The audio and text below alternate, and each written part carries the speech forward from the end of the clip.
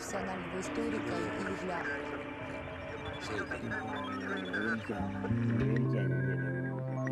They are espionage's master eavesdroppers. They command computers which can break virtually any code. Their specialized spycraft has shaped the course of history. Yet many Americans are unaware this agency exists. In World War II, their expertise enabled pilots to slay Japan's most valuable officer.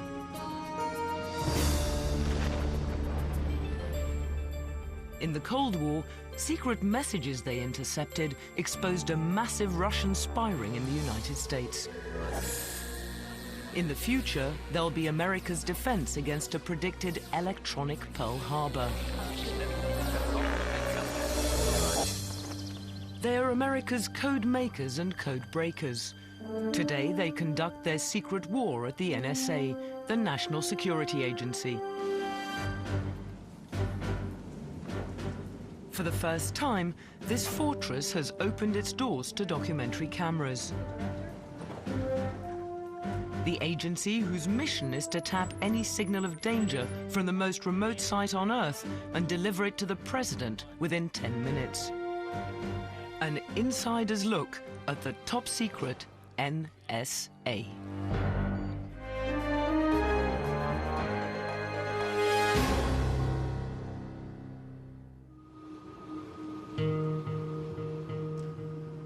Inside this deceptively ordinary building in Fort Meade, Maryland, is a top-secret intelligence organization unrecognized by most passers-by. It's encased in copper meshing to shield its clandestine work from electronic eavesdroppers. For more than 45 years, the NSA has maintained a level of secrecy so absolute, its employees joke that its initials stand for no such agency. With a budget that exceeds the CIA's, the NSA is America's most costly intelligence service. Though the figures are classified, it's estimated its annual operating cost is $8 billion. That's 8,000 million pounds. But espionage experts maintain the secret work performed here is worth every penny. The NSA's employees are the masters in a specialized branch of spying, communications intelligence. 24 hours a day, the NSA is listening. It drinks in an ocean of foreign communications from a worldwide network of eavesdropping stations. Phone calls and faxes of foreign drug barons, radio signals between international terrorists, electronic fingerprints of tanks and missiles at military flashpoints. While the accuracy and depth of intelligence gathered by conventional human spies can be severely limited, communications intelligence can provide the full inside story. Basically, the best source of intelligence that you have is signals intelligence. It's far better than spies. With a spy, you never know whether he's not sending information to set you up someday for some kind of a deception.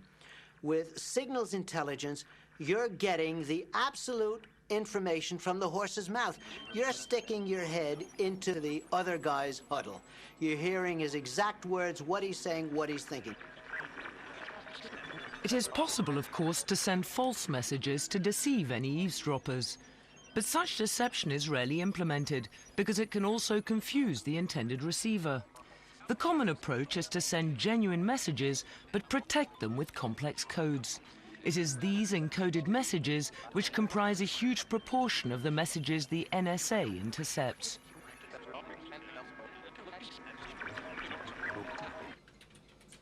To break these codes, the NSA has assembled the world's greatest brains trust of cryptologists. These cryptologists have unlocked the most closely protected secrets of America's adversaries. Then if I wanted to encipher the message... Grooming new cryptologic talent is one of the NSA's highest priorities. Before cryptologists can learn how to break codes, they must understand how to make them. It corresponds with T encipher, so T stays the same. One of the first steps is learning how to use multiple alphabets to encode a message. This is what we call polyalphabetic substitution. I'm going to add in 4 more alphabets to make a grand total of 5 cipher alphabets. Now we have 5 different cipher alphabets with which to work. Now let's go back to our original message and try to encipher attack at dawn. The first letter, the A in the attack, the first A in it, we're going to use the very first alphabet. So this is our plain text here. We're going to make ciphertext. Find the A in the plain text and use the first alphabet. It corresponds to the letter P, just as it did before. Now go to the second plain text character, the T, but this time bump down to the second cipher alphabet. So we find our T, and it corresponds this time to an F. So we write F as our cipher character. Advance to the third alphabet now. T is again the plain text. Find your plain text T in the third alphabet. This time it's an I. So here we have 2 T's, but this time we have 2 separate and distinct cipher characters corresponding to those T's. This is what makes the polyalphabetic substitution that much more difficult to break. Only the most gifted minds will become NSA codebreakers, but sheer intellectual prowess is just the first criterion. There needs to be a certain technical competence in mathematics and probably language, but what they really need is the curiosity of a detective and the persistence of a pit bull. And it really helps, too, if they're really creative. The tenacity and self-confidence of NSA cryptologists is coupled with a curious indifference toward the content of the messages they unravel. An interesting phenomenon about many code breakers is that they don't really care about the message they're trying to read.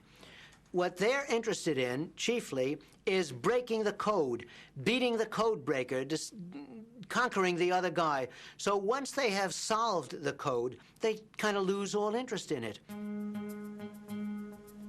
Once the code has been cracked, decrypted messages with volatile content are instantly relayed to the nerve center of the NSA, the National Security Operations Center, NSOC.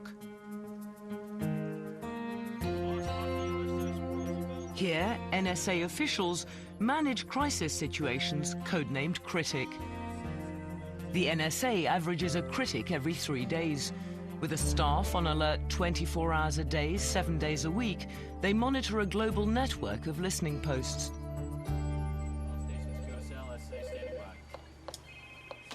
This is a training exercise, but actual critic situations include threats to US military forces, planned or actual attacks on the president or other US officials, and incidents that may heighten tension along international borders.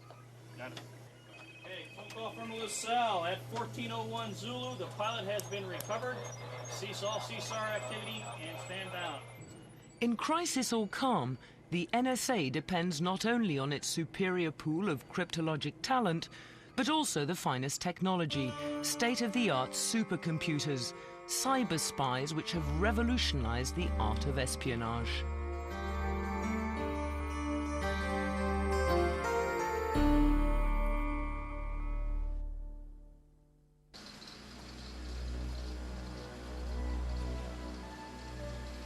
In a specially designed building at NSA headquarters is the greatest concentration of supercomputers on Earth.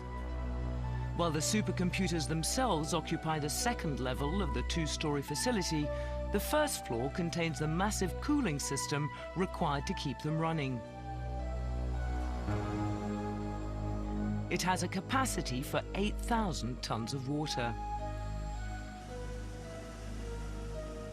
The chilled water is used to cool a substance called fluorinert, a non-conductive liquid in which the computer's heat-generating circuitry is immersed.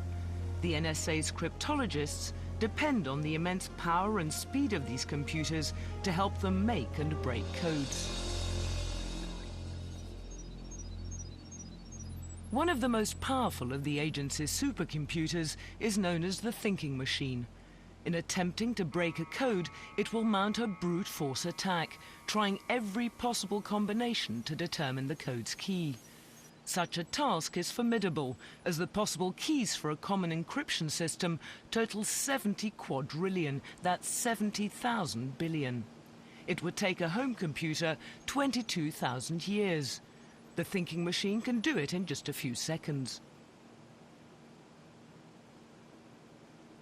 The NSA's supercomputers are the product of a long heritage of cryptologic technology.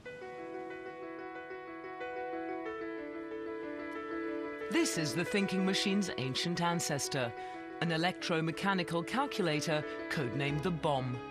Designed in 1940, 12 years before the NSA was created, it stood 2.5 meters tall and weighed 5 tons. Though it lacked the capacity of today's home computers, for its time it was a marvel, the fastest computing device ever made. It and America's top cryptologists of that era were under the command of specialized branches of the Army and Navy. Though their expertise was unquestioned, their effectiveness was undermined by the absence of one unified agency for communications intelligence, and this resulted in catastrophe.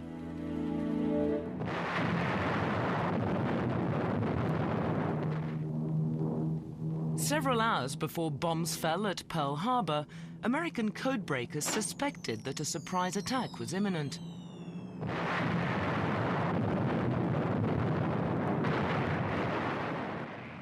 But no efficient system of disseminating communications intelligence yet existed, and Hawaii received its warning 60 minutes too late.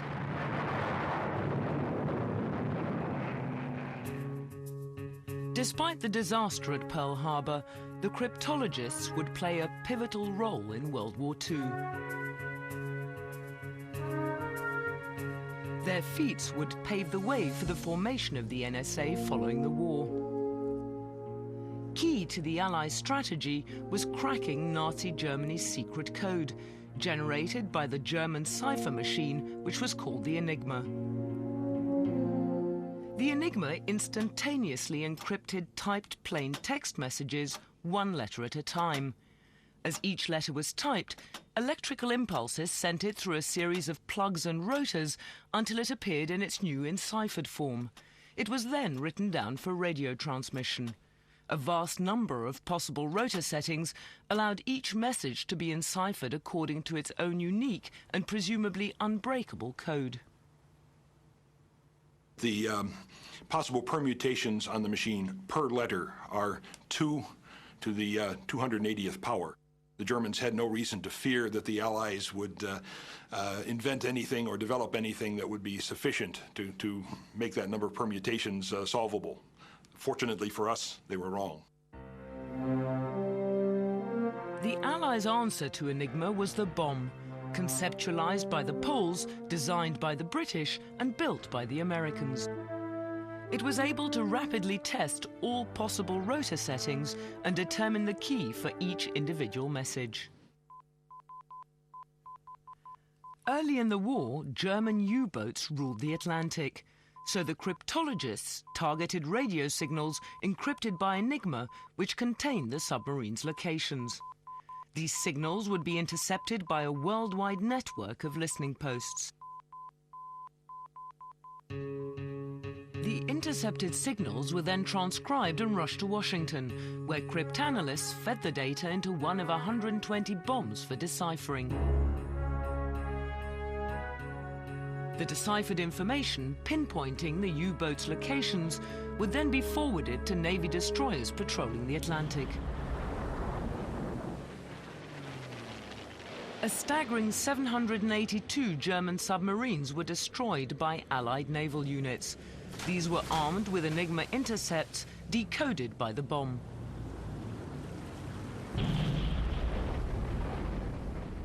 I think its contributions to the war in the Atlantic against the submarines was absolutely essential to winning the war. If we had not ended the German submarine threat, the United States would never have been able to send enough men and materiel to Europe to fight the Germans.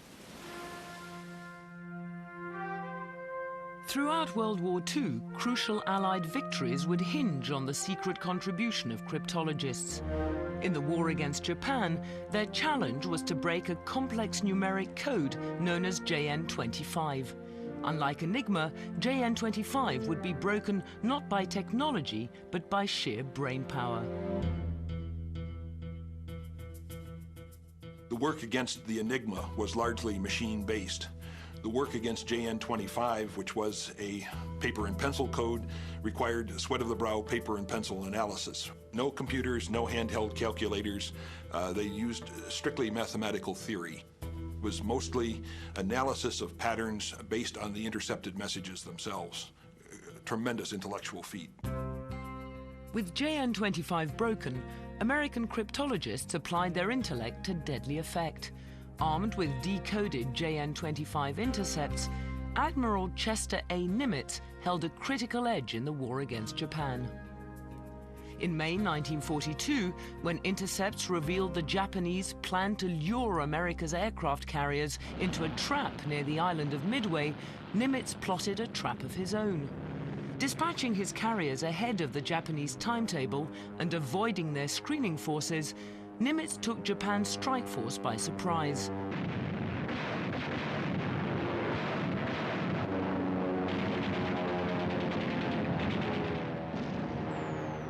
For the Japanese Navy, this was its first defeat in over 300 years.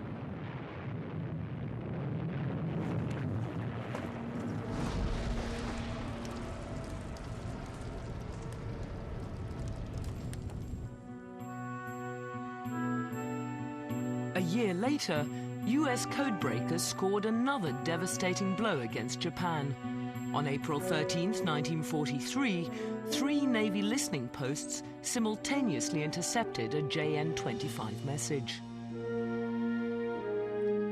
It was a transmission detailing the travel plans of Admiral Isoroku Yamamoto, commander of the Japanese Combined Fleet.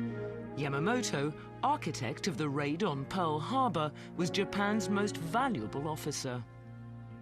The intercepted message, sent by his staff, revealed he was to begin a tour of Japan's forward bases in the Pacific. As a consequence of our knowledge of his itinerary, we were able to send up a flight of P-38 Lightnings and shoot him down.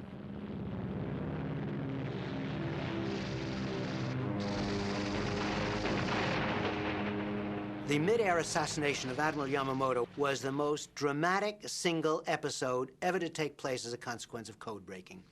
It was in effect as if the United States had lost General Marshall, General Eisenhower, and General MacArthur all rolled into one. As Japan mourned its fallen leader, cryptologists focused their efforts once again against Germany. In the autumn of 1943, the United States and Britain were planning a risky cross-channel attack against Nazi-occupied France. But the Allies knew that the Germans had been fortifying the French coast for 2 years, expecting just such an invasion. In order for D-Day to succeed, Supreme Allied Commander Dwight Eisenhower needed precise information on Germany's defenses and strategic intentions. To provide Eisenhower with the information he needed, codebreakers focused their attention on messages transmitted from a high-ranking diplomat in Berlin. But in an unusual backdoor route to gain information on Germany, the diplomat they targeted was Japanese. He was Japan's ambassador to the Third Reich, Oshima Hiroshi. Oshima Hiroshi was a remarkable Japanese army officer and was very quick to make friends with top-ranking German army officers, including Hitler. He was immediately ushered in to some of the very top-secret meetings of the Germans. And being a good, obedient ambassador, he reported everything that he learned about the Germans, from the Germans, back to Tokyo. The most crucial of Oshima's memos were radioed to Japan in November 1943. Decoded in Washington, they contained just the information Eisenhower needed for a D-Day attack. In them, Oshima described how the Germans had given him frontline tours of the French coastal defenses.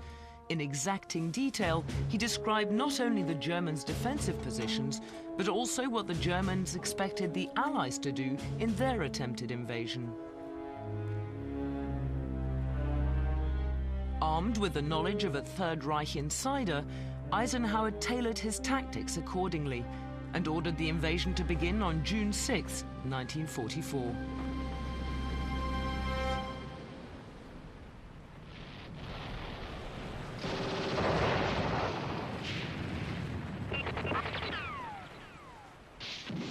Although the work of cryptologists helped the Allies on D-Day, the price of victory was high.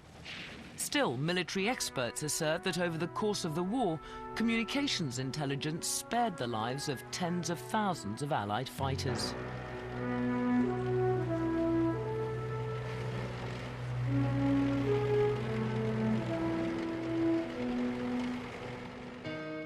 After final victory had been achieved in 1945, Eisenhower personally thanked the Army codebreakers at their headquarters at Arlington Hall in Washington. Convinced of the enormous value of their specialized branch of intelligence, American policymakers began efforts to form one unified agency to oversee it.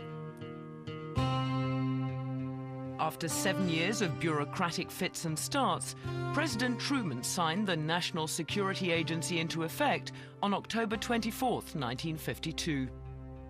By this time, the United States had entered into a new war, a Cold one.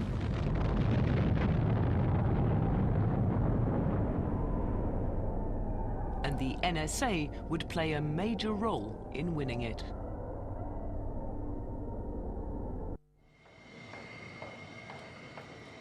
In a sub-basement at National Security Agency headquarters is one of the agency's most secret facilities. It's a high-tech factory producing computer chips for top-secret code-making devices. The laboratory lies beyond a gauntlet of security checkpoints. The last is a retina scan.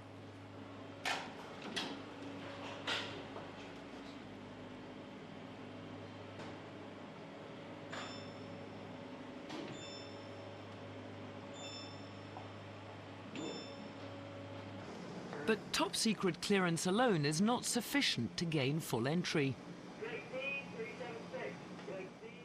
All technicians must also be positively dust-free.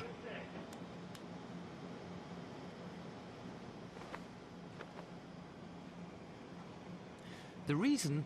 The microchips produced in the lab are so sensitive they demand a totally sterile environment.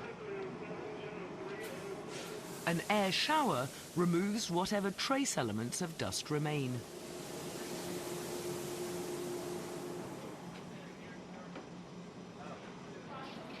Here, microscopic precision is mandatory. In order to facilitate this, the lab is built on a base of 50 tons of concrete. Earth vibrations are negligible. The NSA is unwilling to disclose any details about the chips produced here, but it acknowledges they're integrated into secret enciphering hardware, hardware designed to keep the government's communications safe from foreign code breakers. For 40 years, the motivating force behind the NSA's high-tech activities was the Cold War, but the agency's first breakthrough in that epic struggle was a triumph not of its machines, but its brainpower. In the early 40s, before the Cold War had even begun, American listening posts were intercepting Soviet radio traffic, but the messages were indecipherable, protected by an ingenious double encryption system, in essence, a code within a code.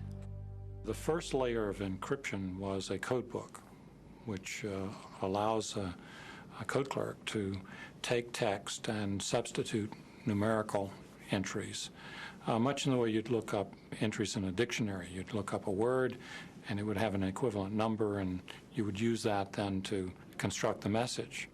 But On top of that, the numbers then were encrypted using what's called a one-time pad.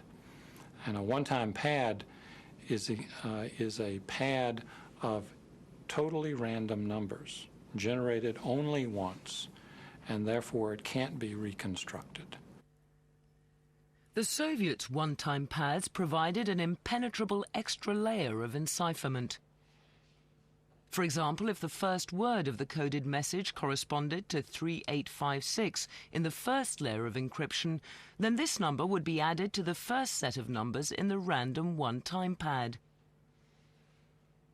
Complicating the code further was the fact that normal addition was not used, but the so-called Chinese arithmetic method, in which numbers greater than 9 are not carried over.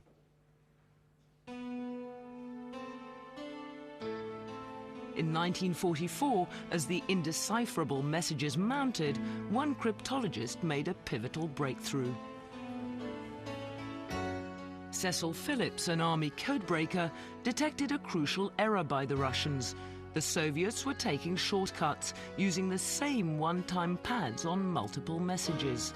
This discovery was the first step in unraveling the code.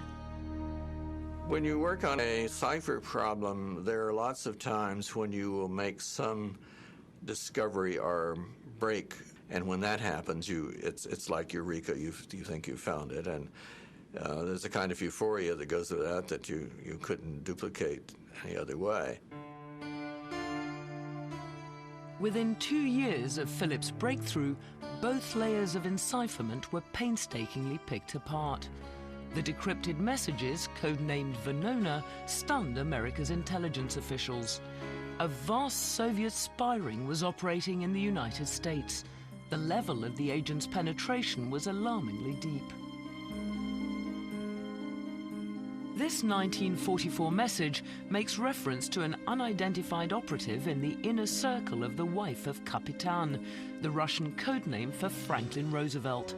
In other words, the Soviets had a spy within the entourage of the First Lady.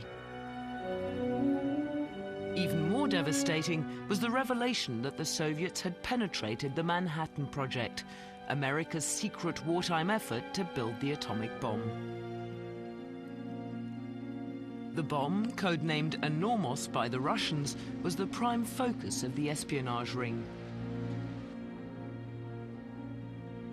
According to the Venona decrypts, the most active agent gathering such intelligence was codenamed Antenna, later designated Liberal, but his actual identity was unknown until 1949.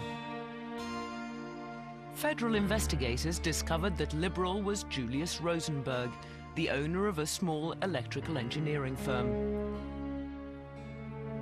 On July 17, 1950, Rosenberg was taken into custody. On August 11th, Rosenberg's wife Ethel was also arrested. However, the Venona decrypts provided little information of her activities beyond her awareness of her husband's work for the Soviets. Convicted of treason in a trial that inflamed the nation, the Rosenbergs were sentenced to death in March of 1951.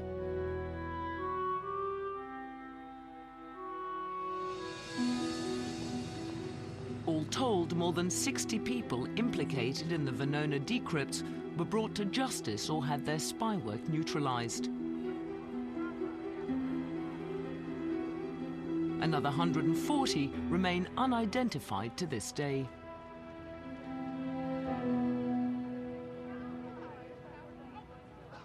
As the Cold War extended to the 1960s, the NSA continued to secretly shape its course.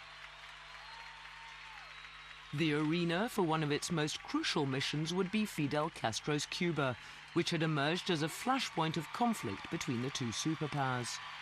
The story of the Cuban Missile Crisis has been well documented, but the role of the NSA has been veiled until now.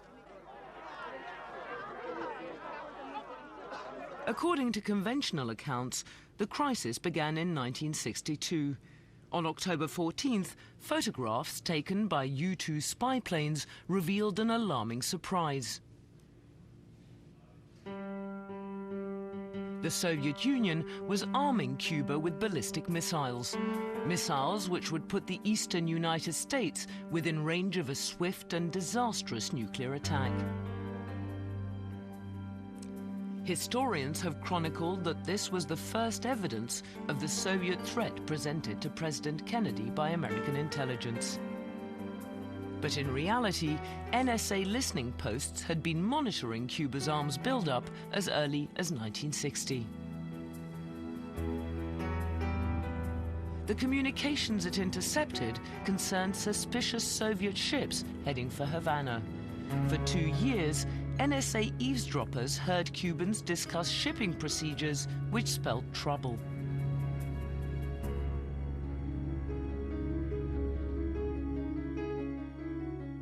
When the ships arrived, they were to be unloaded only at night.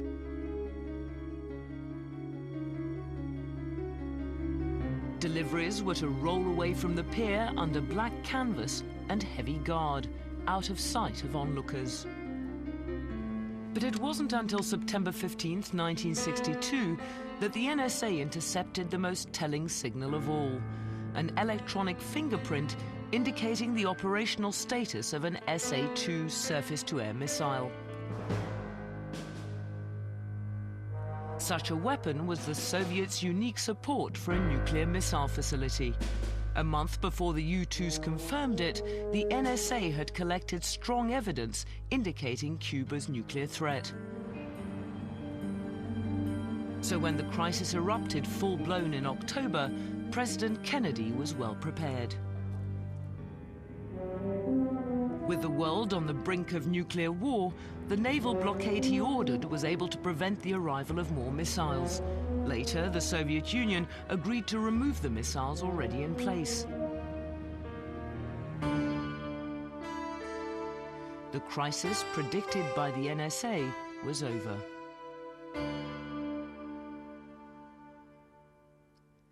From the early skirmishes of the Cold War to the present day, employees of the NSA have served in silent obscurity. Because much of cryptology is a cerebral endeavor, many perceive it as spycraft without risk. But the NSA has often had to place its people in harm's way. With a total of 152 fatalities to date, it's suffered more casualties than any other American intelligence service. The inherent danger of signals intelligence is that not all secret communications can be collected remotely. Net control, this is critical source. I read you. Can you identify the tanks, over? Listening posts must often be positioned perilously close to the target. In these cases, roles can be reversed, and the cryptologist himself becomes the target. This would be the fate of 11 Air Force cryptologists in 1958. Throughout the Cold War 50s, modified cargo planes were used for NSA missions targeting the Soviet Union. The planes would fly dangerously close to the Soviet border, attempting to draw a reaction from Russian air defenses for later analysis. On the maiden flight of one such aircraft, the Soviet response turned deadly. NSA ground eavesdroppers listened helplessly to the chatter of Russian fighter pilots as the crew of the C-130 realized the Soviet planes were closing in. When the Soviet aircraft decided to attack, it must have been panic aboard that aircraft. It's hard to imagine the fear that would be generated by that, because they knew they were sitting ducks. A C-130 is a transport aircraft. It can't get out of the way. It can't fly as fast as a MiG-19, and there was nothing down below but mountains. They knew they were dead.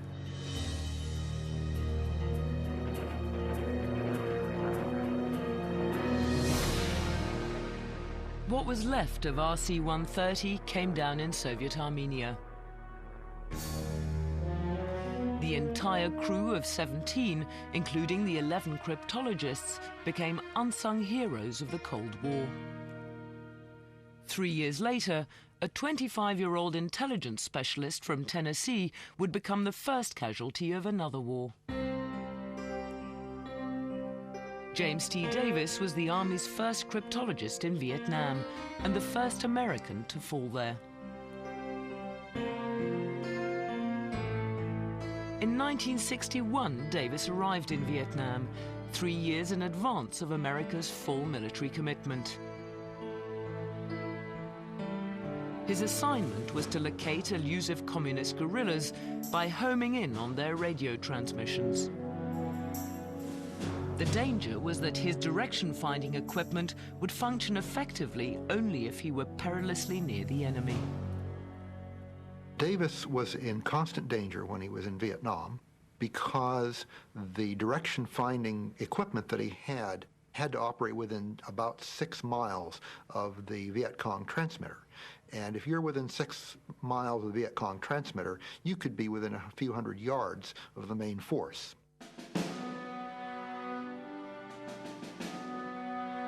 For 6 months, Davis was assigned to small roving patrols south of Saigon. On December 22, 1961, the Viet Cong guerrillas he targeted were waiting in ambush.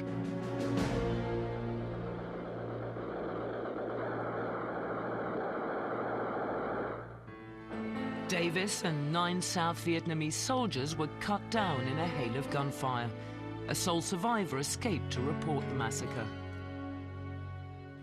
Davis was the first of 59 cryptologists killed during the war.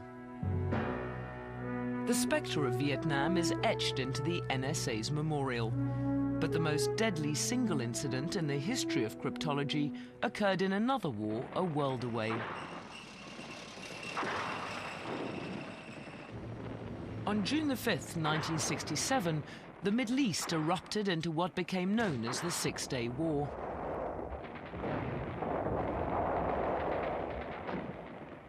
Ordered to within earshot of the battle zone was the USS Liberty, a signals intelligence collection ship. On June the 8th, the Liberty was patrolling 22 kilometers off the Sinai coast, though in international waters, its close proximity to the Arab-Israeli conflict made it a vulnerable target. At 2 o'clock that afternoon, Israeli planes mounted an attack.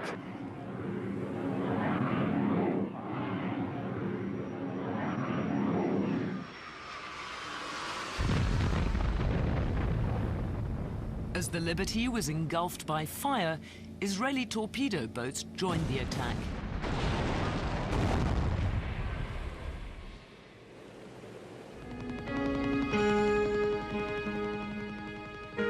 Incredibly, the pummeled Liberty did not sink, but 34 died and 170 were wounded.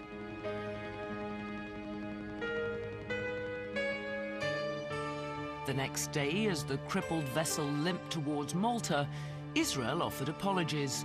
Its military leaders claimed it had mistaken the American vessel for an Egyptian transport, the Al Khazir. When I heard about it, I was sad, and I was not the only one. There was no cause, there was a mistake, and it's a pity that, good people are being killed by a mistake. Some historical analysis has suggested otherwise.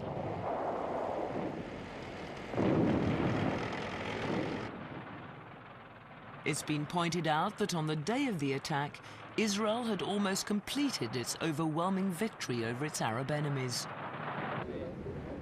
But Israel's primary objective, the Golan Heights, was still held by the Syrians. By attacking the Liberty, the Israelis may have been trying to prevent America from learning the full extent of its gains. Concealing this information would have been crucial in staving off American intervention to stop the war before the Golan could be won. Whatever the truth, the fate of the Liberty is poignant evidence of cryptology's inherent peril.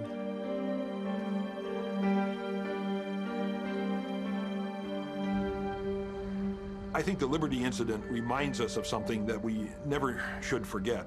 We make cryptanalysis sound like a clean, safe, academic way to get intelligence, but we need to realize that sometimes people in this business must risk or even give their lives for their country. In many ways, they are the quietest of the silent heroes of the Cold War.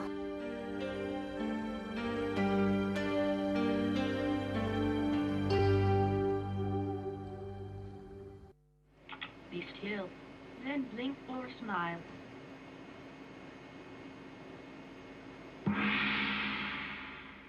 In the 21st century, the NSA now faces a new breed of challenges.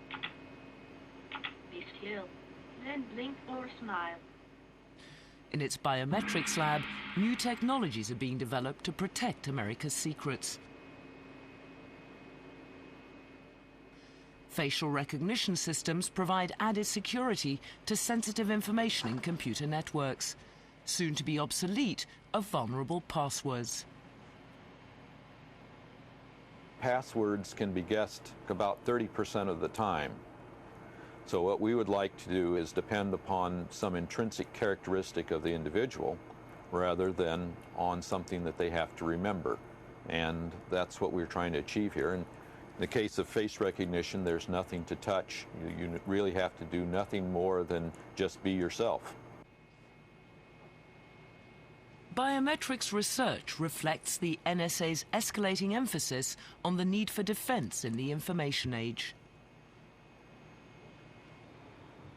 Technicians are devising innovative methods to protect America from the threat of cyber warfare.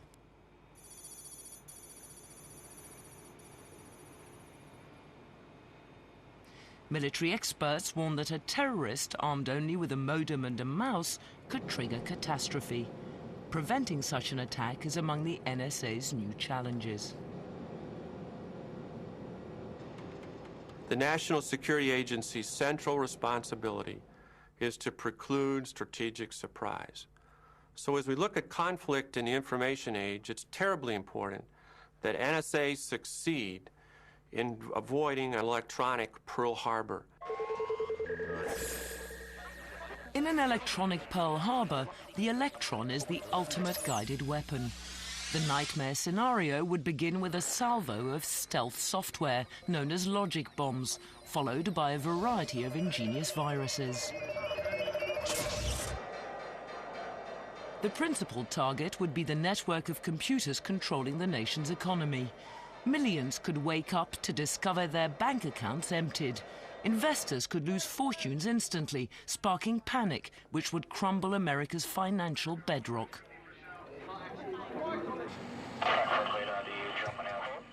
Also targeted would be the nation's transportation systems. Virulent software worms would invade the computers operating air traffic control. False messages could order planes to land on crowded runways. America's skies would be in turmoil, a death trap. With its transportation grid locked, its communications disrupted, and its economy ruined, America could be plunged into anarchy. Though some experts maintain a disaster of this magnitude is unlikely, most agree that cyber warfare will be the new battleground of the 21st century. To repel any future attack, the NSA is developing defensive measures which are closely guarded secrets. For half a century, unmatched secrecy has been fundamental to the NSA's success. Okay, morning everybody. Start us off, Judy. Good morning, sir. Right after. Those who work here maintain that an exceptional level of commitment is also imperative. For some at the NSA, this commitment was best illustrated when they eavesdropped on signals during a foreign skyjacking in the 1980s, a crisis in which lives hung in the balance. Although the NSA will not comment on the specifics of the incident, what they feel should be known is the uncommon conduct of their colleagues. You could see the tension because they were almost willing communications to happen so that they could provide intelligence that might make a difference. The good news was that it ended and most people were rescued. The tragedy of that was that one individual was killed. They were devastated when that person was killed. When it was all over, They sent flowers, and they attended the funeral. Nobody knew they were there. Nobody knew where the flowers came from. Those are the kinds of people we have working in this building. They never talk about the events they support. They never talk about the tragedies that go on, but they really identify with whatever is going on in the world. And they really identify with the fact that they may be thousands of miles away, but through electronic communications, they are there as part of the fight.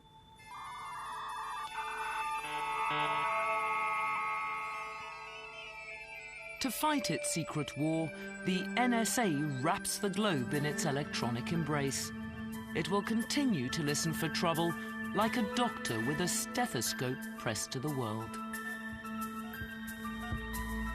قال شو اللي عملته شو قلت له انت ما حصكش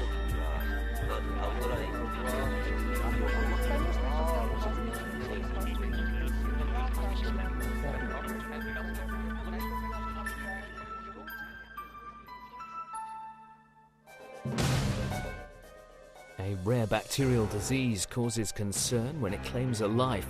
Diagnosis unknown takes up the story next on Discovery.